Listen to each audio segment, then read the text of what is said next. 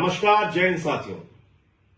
भारत दुनिया का सबसे बड़ा लोकतंत्र है और आज कई राज्यों के चुनाव परिणाम आए हैं। आपने देखा तमिलनाडु में कितना बड़ा बदलाव हुआ। एक नई पार्टी टीवीके, जिसके नेता विजय को इतना भारी जन समर्थन तमिलनाडु की जनता ने दिया। लोकतंत्र में कई बार ऐसे फैसले जनता देती है, एक नई पार्टी के पक्ष में अपना समर्थन देती है, वो तमिलनाडु में देखने को मिला। बंगाल में जो कुछ हुआ, आज उसको लेकर टीवी चैनल पे जश्न मनाया जाएगा, गोदी मीडिया बड़ी बड़ी बातें करेगा, तमाम उपलब्धियां गिनाएगा मोदी जी की और अमित शाह जी की और भारतीय जनता पार्टी की नीति की, रणनीति की, बहुत सारी बातें होंगी। लेकिन क्या यह वास्तव में लोकतंत्र की जीत है? क्या यह जनता के फैसले की जीत है? क्या आज इस चुनाव परिणाम के पीछे का जो सच है वो इस देश के लोगों को भूल जाना चाहिए और सिर्फ बीजेपी का गुणगान करना चाहिए? मुझे लगता है नहीं। सारी चीजों का मूल्यांकन होना चाहिए। किस तरह से बंगाल के चुनाव को चुनाव आयोग ने प्रभावित किया, किस तरीके से एसआईआर के जरिए जनता के वोट को लूटा गया। आज पता यह चल रहा है कि 3 से 4 लाख वोटों का अंतर है बीजेपी और टीएमसी के बीच में। यह पता चल रहा है कि 2% वोटों का अंतर है टीएमसी और बीजेपी के बीच में। हो सकता है उससे भी ज्यादा हो जाए, 2-4% हो जाए अंतिम परिणाम आने तक।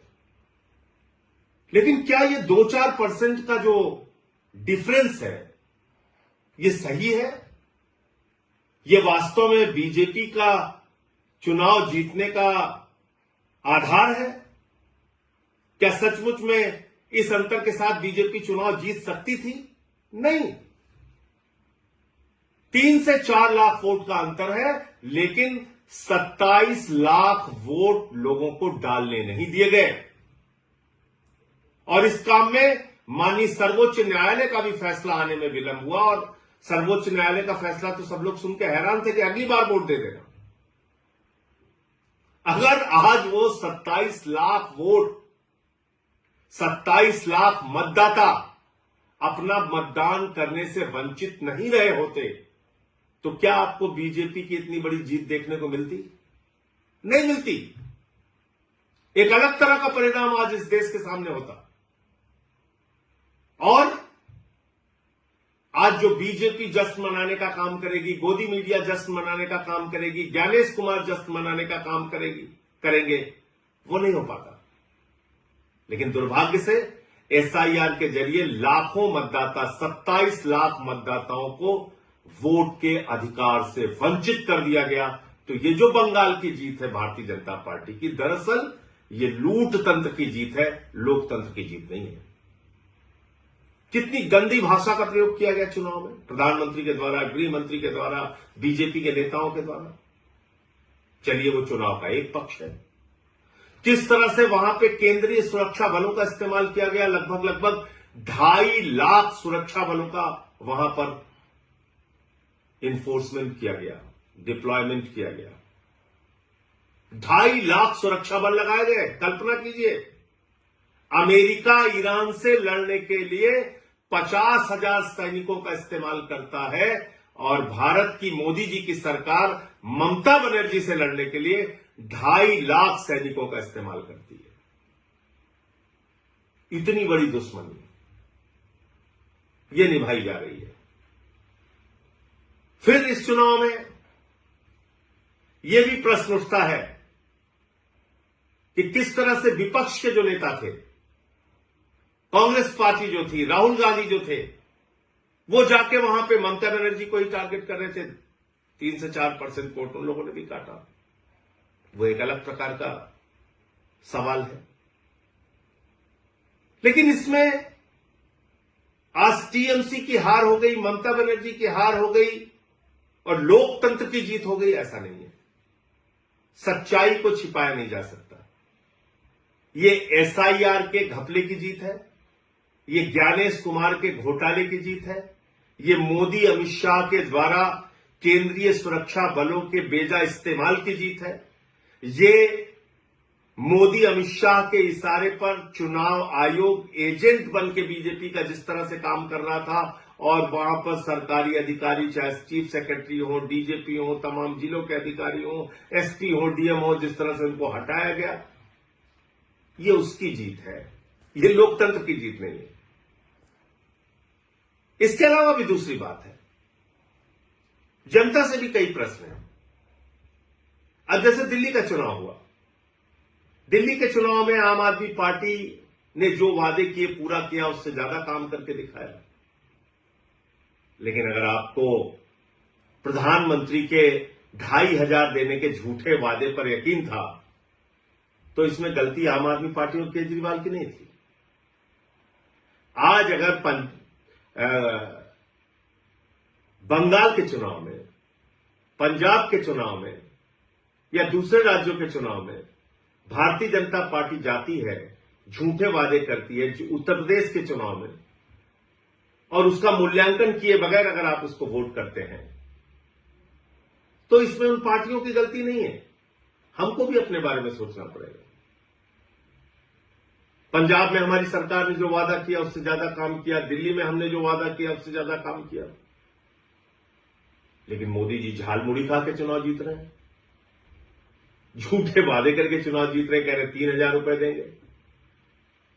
दिल्ली में महिलाओं को 2,500 नहीं दिया, बंगाल में जाके कह रहे 3,000 रुपए देंगे। उनकी नफरत की राजनीति पे अगर आपको गुस्सा नहीं आता,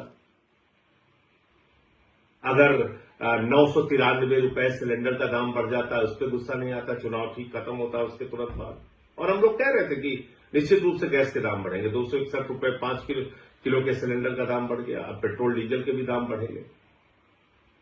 लेकिन अगर इन सब बातों से जनता को कोई फर्क नहीं पड़ता, तो भारतीय जनता पार्टी को क्यों फर्क पड़ेगा? मोदी अमित शाह को क्यों फर्क पड़ेगा? वो तो अपना ये लूट तंत्र का खेल चलाएंगे और जैसे चाहेंगे देश में महंगाई बढ़ाएंगे, जैसे चाहेंगे पूंजीपतियों को बढ़ावा देंगे, जैसे चाहेंगे सरकारी तंत्र का दुरुपयोग करेंगे, जो उन्होंने बंगाल में किया।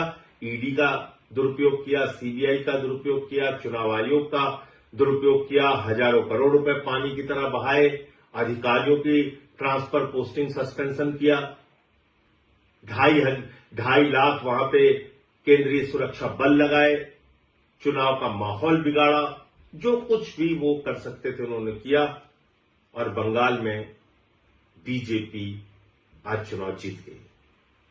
लेकिन याद रखिएगा, उड़ीसा की हालत अभी आपने देखा होगा, जीतू मुंडा की तस्वीर देखी होगी, किस तरह से वो अपने बहन के कंकाल को अपने कंधे पे लेके डबल इंजन की सरकार में बैंक जाते हैं 20,000 रुपए पाने के लिए। बंगाल में भी अभी आ गए। जो नफरत की राजनीति पूरे देश में बीजेपी कर रही है, अब उसकी शुरुआत बंगाल में भी होगी। बिहार में भी इन्होंने नीतीश कुमार जी को हटा दिया, वहां सम्राट चौधरी आ गए, वहां भी अब वही सब खेल होगा। इन सब के पीछे आपके मुद्दे कहां हैं? देश कहां खड़ा है? अगर आपको इस बात पे गुस्सा नहीं आता कि ट्रंप भारत के प्रधानमंत्री को हर दिन अपमानित करता है, भारत को अपमानित करता है, भारत को नरक कहता है, लेकिन प्रधानमंत्री कुछ नहीं बोलते, अगर आपको इस बात पे भी गुस्सा नहीं आता कि देश का एक हिस्सा मणिपुर जल रहा है और प्रधानमंत्री खामोश है, पड़ोसी राज्यों से भारत के प्रधानमंत्री के रिश्ते अच्छे नहीं है, महंगाई देश में चरम पर है, बेरोजगारी चरम पर है, किसानों की आमदनी दोगुना करने की बात पूरी तरीके से झूठी साबित हुई, काला धन लाने की बात झूठी साबित हुई, और अगर आपको इन सारी बातों पे गुस्सा नहीं आता और राज्य दर राज्य इस तरह से लोकतंत्र को लूट तंत्र में बदलकर चुनाव जीतने का बीजेपी का अभियान जारी रहेगा और हम और आप खामोश बैठे रहेंगे, तो याद रखिएगा, बीजेपी तो अपना रास्ता तय कर रही है, लेकिन लोकतंत्र का इतिहास जब लिखा जाएगा तो उसमें हमको भी कभी माफ नहीं किया जाएगा। जय हिंद।